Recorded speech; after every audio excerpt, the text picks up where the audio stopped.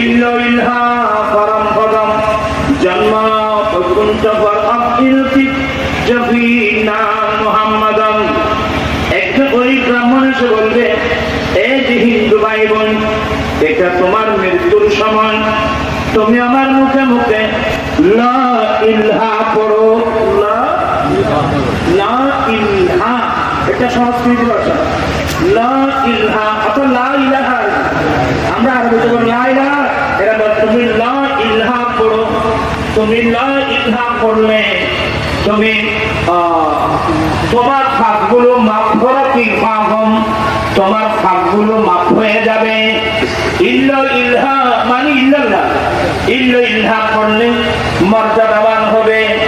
এরপরে কি বলছেন জানেন? এক হিন্দু ভাই বোন, তুমি যদি আজীবন স্বর্গে বাস করতে চাও, তুমি মুহাম্মাদের নাম জপো।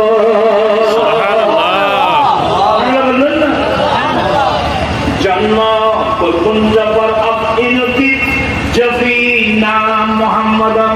তুমি যদি আজীবন সঙ্গে বাস করতে চাও, তুমি মুহাম্মাদের নাম জপো।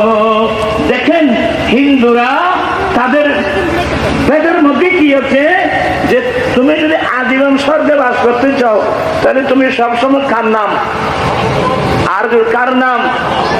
এবার বুঝেন আমরা কোন নবীর উম্মত, যার নাম জপিলে মানুষ সবসময় কোথায় থাকবে? জান্নাতে থাকবে। এই কথাটা হিন্দুদের বেদে লেখা আছে। আর আমাদের নজরুল